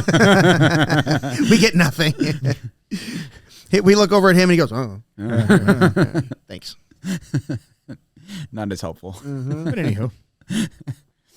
I was on a podcast with a guy. Oh gosh, I can't remember the name. Damn it, it's gonna come. It'll come to me. But he actually he was at an actual studio with an engineer and shit. Mm-hmm. I thought that was interesting. That's pretty cool. Yeah, I'd like to do that someday. Amy and I are actually talking about building a casita out back. No kidding. Yeah, and doing the podcast Next out there. weekend? Yeah, we're at least in a week. Yeah, because Amy just wants him to get this shit out of We the could house. do it. It's not that hard. this ain't bad though. No. I do want to change some stuff in here When for next year. you look at how you started, like episode 1, Oh, you didn't really with have this guy? anything, Ugh. right? And you were recording it on a Commodore 64 or something, right? The old reel to reel. You mean where we'd kill half a bottle of whiskey? Yeah, those were the good old days. Yeah, when you were doing the reel to reel thing, And it was all fast. You're splicing it, yeah. Oh man. Speaking of the building casita thing, I'm trying to get rid of my pool. I have a diving pool. I'm like, I kind of want to just build like a room. Oh. In the pool? Yeah, because it could just have the shallow end be like the stairs into like the deep end. My deep end is like, I don't know, 10 feet. Yeah. That's a decently, what rooms here? What 8 feet probably? Yeah. That'd be kind of cool. I think that'd be kind of sweet. But then I'm like, that's a lot of work. You could do a greenhouse. I can hide bodies down there. You could hide bodies in the greenhouse. Yep. Fertilize. Yeah, fertilize them. Yeah. But yeah, that would be cool to have a casita. Yeah. Separate it. Yeah. And when people come for the podcast, I could tell them to go through the gate, you know what I mean, instead of coming into the house. Because nothing like weirder when you have a stranger coming into the house. They're like, hey, we're set up upstairs. If you know what I mean. Did you let anybody know where you're going? Hey, did you turn off geo-tracking on your phone by chance? How's your kidneys? So bad. That's why the bathtub's right there. Yeah. Right. I'll always make that joke, and then you wake up in a bathtub full of ice missing a kidney. Yeah. With a tube sticking out of you. There was a movie. What's a tube for? From the probably drainage. I guess so. Yeah. There was a movie. We should ask a medical professional. Get one on the podcast next time. Here, let me Google my brain. Yeah, it's for drainage. Yeah. There was a 70s slasher flick called Motel Hell, where they would take people and they would basically make food out of them, but they'd fatten them up. They'd bury them in the ground up to their necks and cut their vocal cords so nobody could hear them scream. Oh. Yeah. That made me think about Tojo, though, hiding bodies in his pool. Yeah. Yeah. Oh. That's what I do. Yeah. There's an episode of Hannibal, that show. They did like 3 seasons of that. Mads Mikkelsen was in there. Hannibal? Yeah. I never saw it. It's pretty good. It's only a couple, 2-3 seasons. Finally, I never got through the last season of it, and we're trying to get through it. You can't binge it. The 3rd season is tough. I mean, it's bingeable. It's just like, it's so much different than like Silence of the Lambs or Red Dragon. Is it Netflix, Hulu? Prime. All right. Yeah, and Kelsey's read the book, Red Dragon. She's like, this is not anything like I read. Yeah, I loved Silence of the Lambs anyways, and then my daughter had to read it for a class. She actually read the book, and I ordered it for her, but mistakenly had it sent to my house. And I'm like, well, I got a copy of Silence of the Lambs now. It's spectacular. The book is insanely. I mean, the movie's great. It is one of my favorite movies. Yeah, and not a week goes by that I don't listen to Goodbye Horses. Yeah, we know. Put some chapstick on. We fucking know. Wait a minute. So, but anyhow. I mean, the book is just it's spectacular, you know. Yeah. So, good stuff. I haven't read Red Dragon yet, though. I'll have to give that a whirl. Because that's the prequel, right? Yeah, which is actually a remake because there was one that Michael Mann did called Manhunter, which was the first showing of Hannibal. It was with Brian Cox. Oh, interesting. Yeah, and it was based off of the Red Dragon thing. Mm-hmm. So, is it just the 2 books?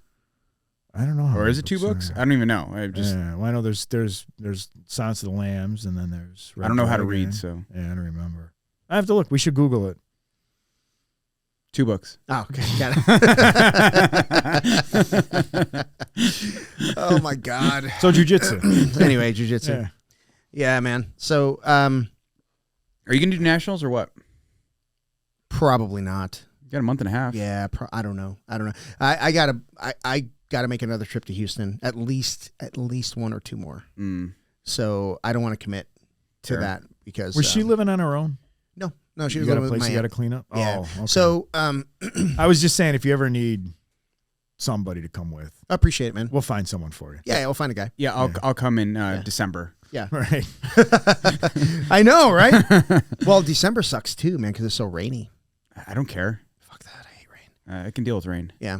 I don't know how, and I hate to say this like this because it's a really shitty thing to say, but like Houston has to have one of the higher suicide rates in the country. And I don't know this, like you can Googleize it with your brain, but it's so Rank number 4. dreary and cloudy and gloomy and sticky. I don't know how people live there, dude. That's how I felt when we were in New Orleans. That's how I felt when I go back home to Illinois. Climate. It's the same climate. When I go to Illinois, that's how I feel. I'm like, you've got, like, oh God, it's so hot out there. I'm like, okay, great. You live in a state where it's balls ass cold for 4 months instead. And you're bundling up. Your car never gets warm. You're covered in salt all the time. Yeah. And then you've got 3 days where it's nice, and then you're just moist for 4 months. Yeah, that's sucks. So, and then you get to sit in traffic because all the roads are under construction. They're always under construction, right? Yeah, because the weather just destroys everything. Yeah. And that way, I say that too. Like being a transplant to Arizona, if this state maxed out at 100 degrees, we'd be wall to wall with every asshole. In the country. You would not, no doubt. It'd be insane. Yeah, like it'd be crazy. It's freaking awesome here. We'd be swinging elections. We'd be. You're not gonna bait me. You're not gonna bait me. There was a legitimate something we were just talking about. I don't know. I don't know. I enjoy the tangents. I really do. I think Maine and Rhode Island have big suicide rates. I remember reading that. Yeah, and I honestly think what that all has, like in like Portland is like another, or Oregon in general is another one. It has to do with like the sun not coming out. Yeah. What's that? Vitamin D, lack of vitamin D. Yeah, but like where it's the seasonal affective disorder or whatever they call it. Seasonal depression. Yeah. I'd have it. I had it for 2 weeks, man. Yeah. I used to get it with the time change. You get an hour ahead, an hour back. It was awful. Yeah. Heart attacks go up with daylight savings time. Yeah. There's nothing good about that. Don't tell me there's anything good about it. That's Bullschlager. If it didn't exist, you wouldn't even know it was there. You speak German? Bullschlager? Yeah. Bullschlager. I'm trying to clean it up. Found another accent. Mm-hmm. I'm trying to keep it clean for the kids. Attaboy. Yeah, so so the days when the sun wanted to to be out, it was like hazy. Mm-hmm. So it's still like there's just that just because it's so humid. So humid. Yeah. It's like you're just like living in a cloud basically. Yeah. Well, I'll say it'll rain like hard for a day here. Yeah. Right? Or 2 days. Yeah. And they're like, oh my God, it's raining. I go, yeah, for 2 days. They go, then you're good to go. Picture that if it was that way for 3 weeks. Yeah.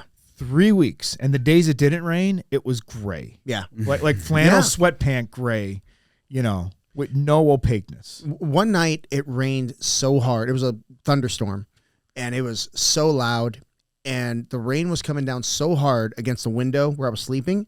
I was like, is this thing open? Yeah. Like I had my hands on it and it sounded like the window was open. Yeah. The rain was couldn't have been worse than our camping trip. That was the worst camping trip ever. Mm-hmm. Yeah. Did we tell you about that one? No. So Tojo and I went on a bow hike. Okay. And that was exactly what that was. It was a bow hike. A whole lot of walking, not a whole lot of shooting. A 2-day bow hike. Just took the bows out for a hike. There you go. But we got to the spot where Tojo had mapped it out, and he's like, if we stop here, we can glass from that same spot in the morning. I'm like, perfect. So it's like right off the road.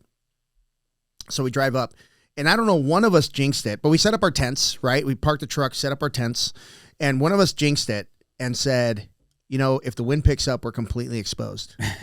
And that wind picked the fuck up, dude. Yep. It was the tents. The first night was fine. It was the second night. Second night, yeah. Yeah, we were fucked. Oh, dude, it was so windy. The tents were slapping us awake. Like you guys were in Everest. You see that stuff when they're like at Everest Base Camp. Bro, it was 900-mile-an-hour winds, and these guys are getting blown off the face of the mountain. Well, we had one more night there.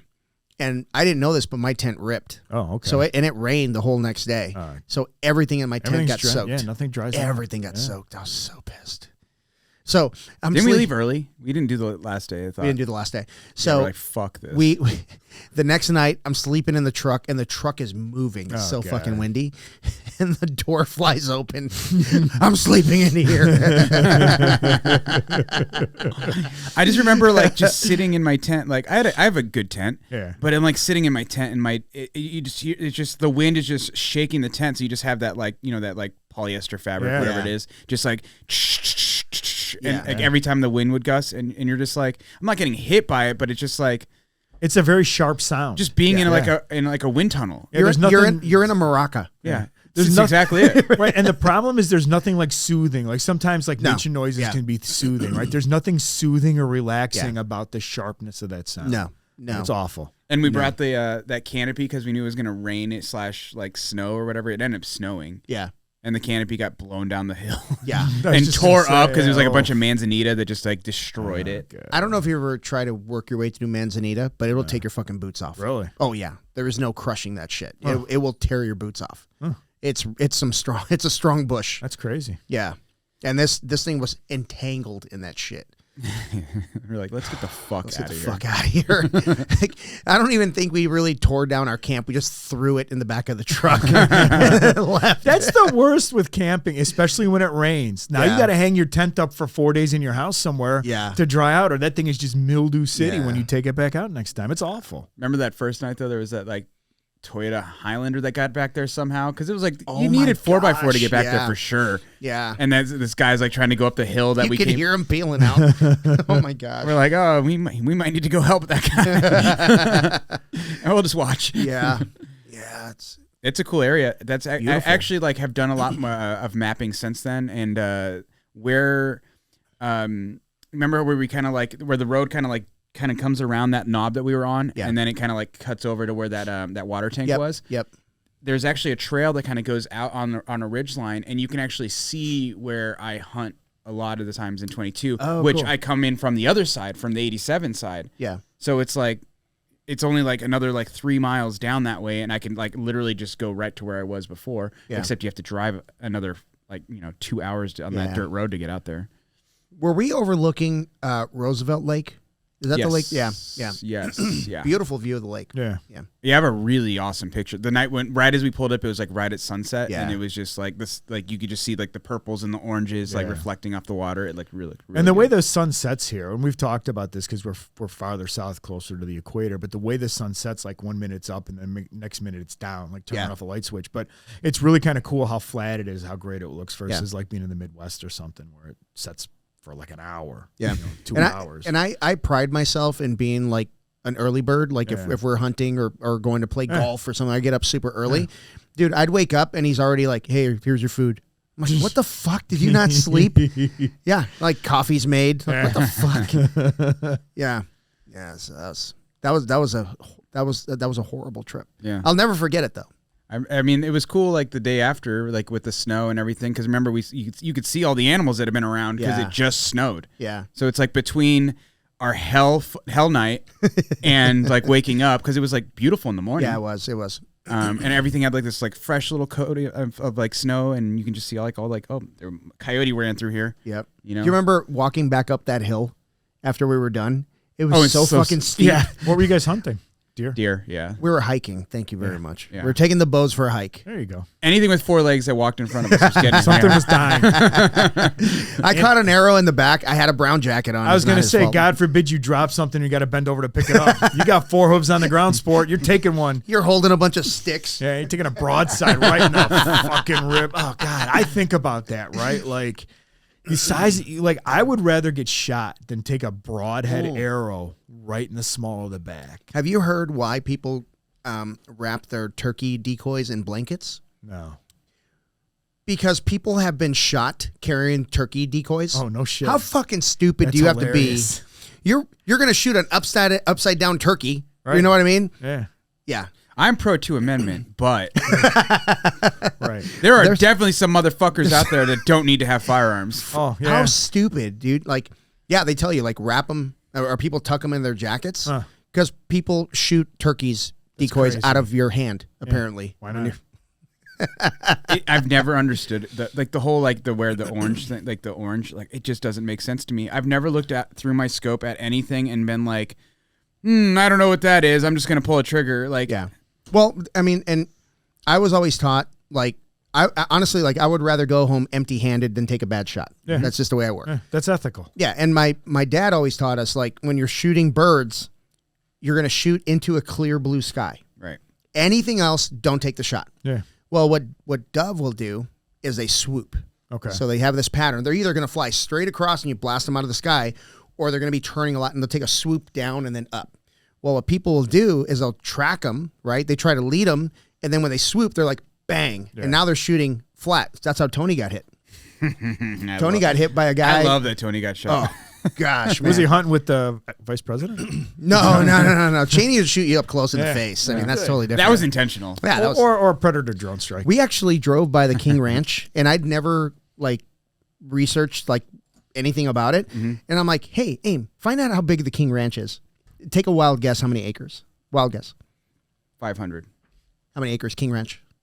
25,000. 825,000 acres. Holy it's bigger than Rhode Island. Well, I mean, technically, if this is Price is Right. I mean, to be fair, my yard is bigger than Rhode Island. No, it's bigger than Rhode Island, and it's in Texas, and it's a small part. That's crazy. Yeah. Jesus. Yeah, that's where I think that's where Cheney shot his buddy. So is this your son, Tony? Yeah. He caught buckshot? Yeah. So no. It was a bird shot. Yeah. So we were retrieving. That's what I meant. Yeah. We were retrieving our own birds because we don't have a dog. Yeah. And so he shot a bird. You did. You had Tony. I did.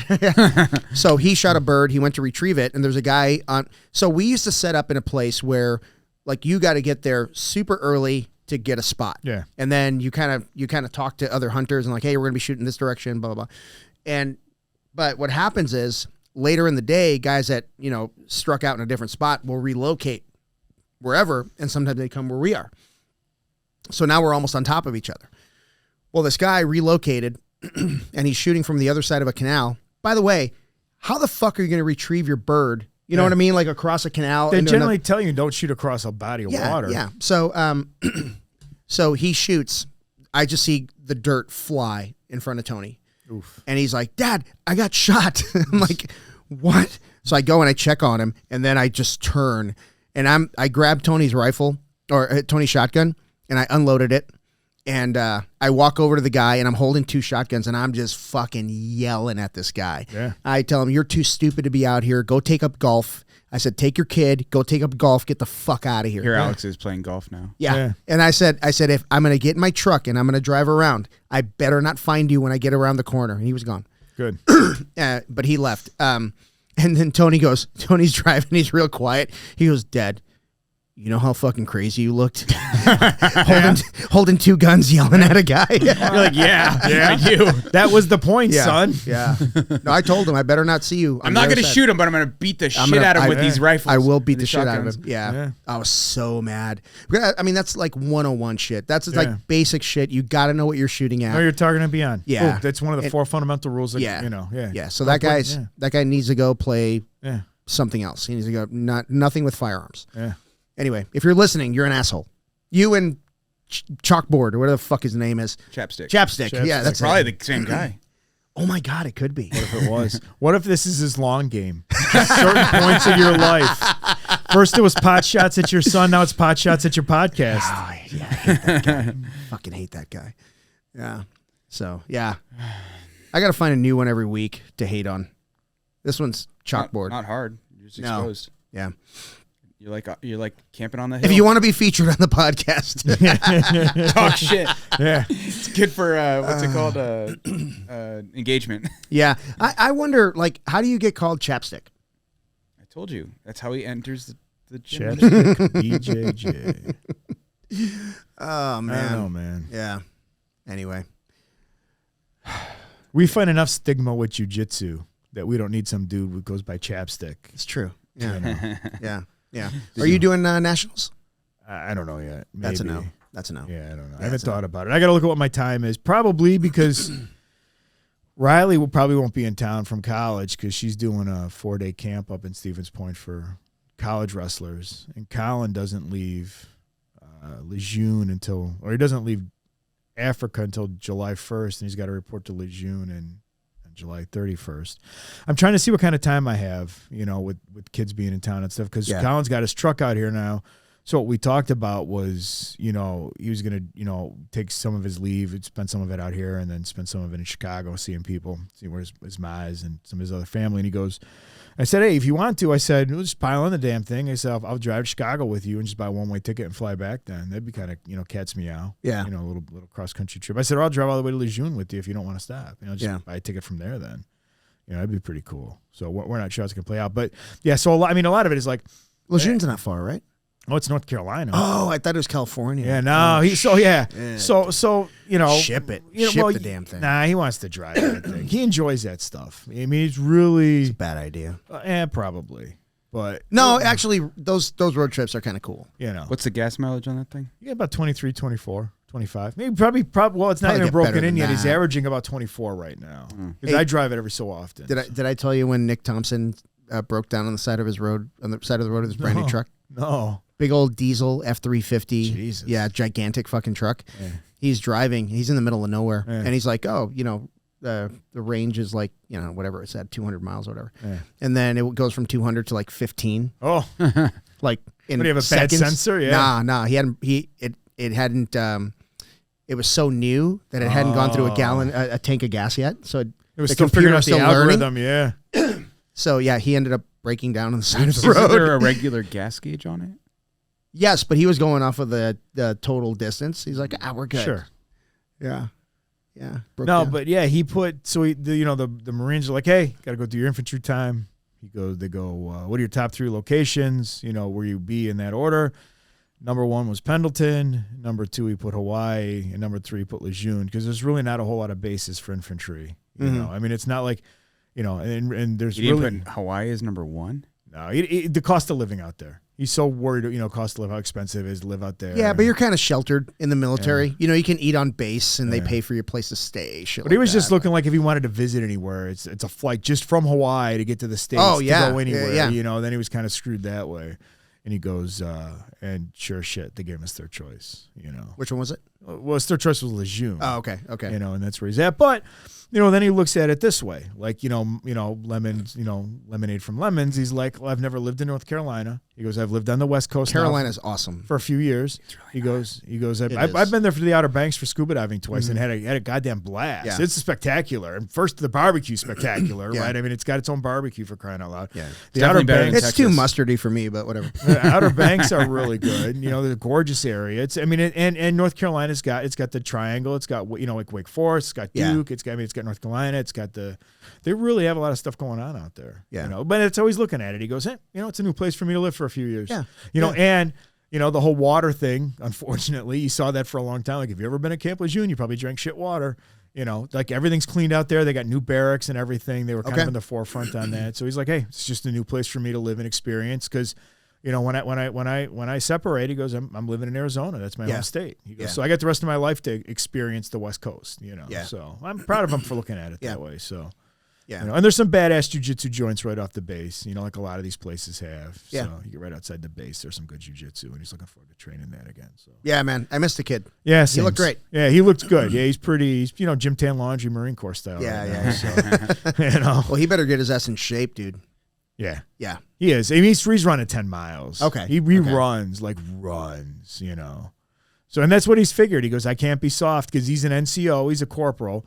Right, so he's the first of the non-commissioned officers, and he goes, I can't be there soft. He goes, I'm coming in as a non-commissioned officer, a leader, and he goes, from what's been always considered a pretty cush assignment, and I'm going to be in the infantry, but he's looking forward to it because it's a new experience. And I remember when he joined the Marines, we were like, hey, you could like working with your hands. You've taken some auto tech classes. You could become a mechanic. You could leave the Marines with some, some experience, right into the trades, right? Yeah. He goes, Dad, I just want to shoot machine guns and blow shit up. Fucking awesome. And I'm like, I'm fucking 50 and I'm signing up right now. They're like, you're too old. I go, my trigger finger still kills commies. Commies. I'm ready to invade Cuba, champ.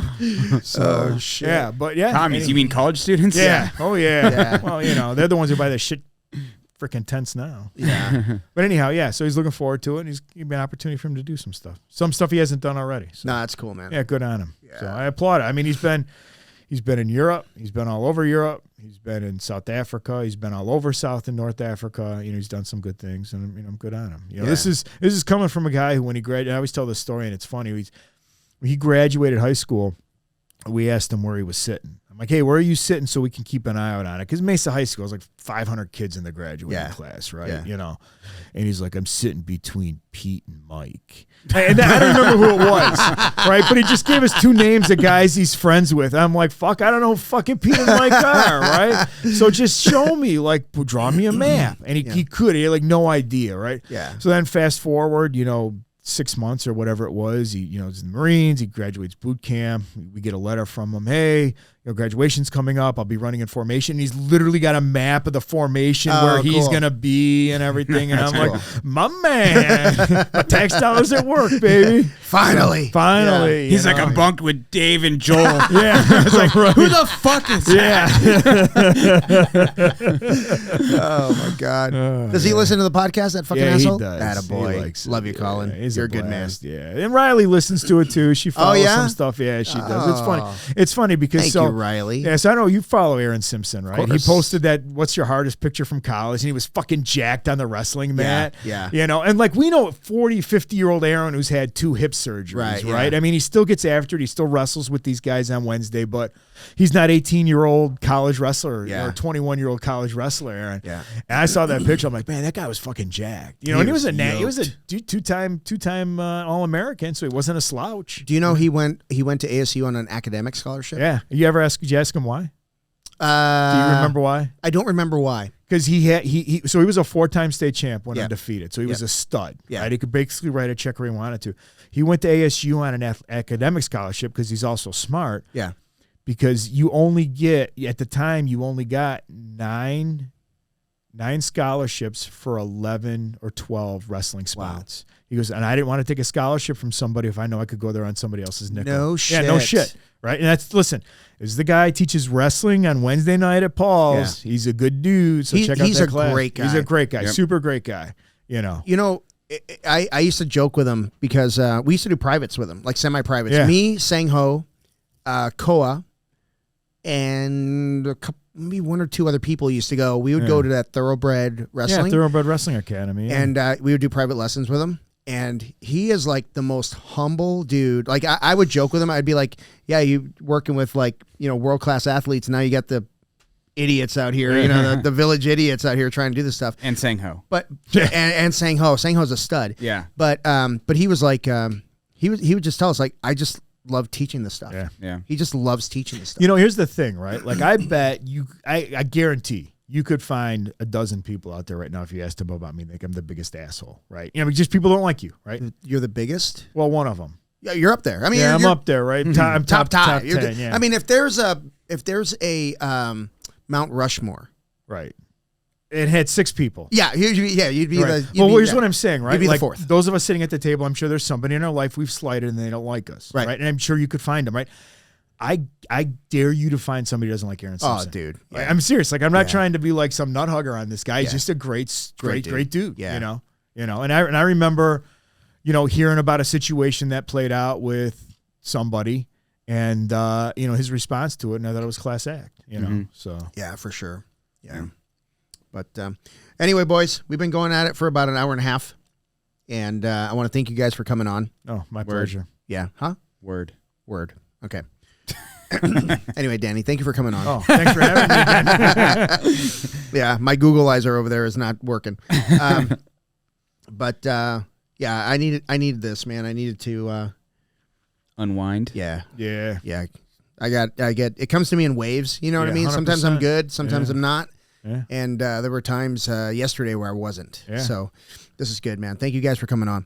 All right, everybody, if you love the podcast or if you hate the podcast, please leave us a review. Especially if you hate it. If you hate it. And I'll tell you what. Chalkboard, you son of a bitch. The better the trolley name that you could find would just be. Oh, yeah. Yeah, my favorite is the guy with no followers and no posts that just has an opinion. You're my favorite guy. Yeah. Anyway, please like and subscribe. Follow us on YouTube. Follow us on Instagram. Follow us on Facebook. And I love you guys. Thank you for coming on. All right. See ya. Adios. This episode is brought to you by Biopro Plus. Biopro Plus is the faster, easier, and safer non-synthetic alternative to painful, expensive, and invasive anti-aging hormone treatments. The growth factors in Biopro Plus have the unique ability to regulate and restart the body's natural sex hormone production, and it also assists in raising glutathione levels, improving immune response, repairing DNA, promoting enhanced protein absorption, and supporting self-differentiation and proliferation. I don't know what any of that means, but I can tell you this. I've been using this stuff for about a year, and my ability to recover is through the roof. I'm training Jujitsu 3 times a week. I'm lifting weights 2 times a week, and the amount of time it takes for me to recover has reduced significantly. I'm 51 years old, and as an aging grappler, I got to do everything I can to stay on the mats. So I go through a pretty regimented recovery system and Biopro. I also use the evening version. I forget what it's called, but it's fantastic. Get this stuff. Go to www.bioproteintech.com and put the promo code Foxcast. Promo code Foxcast will get you $30 off your order. Hit them up. You won't regret it.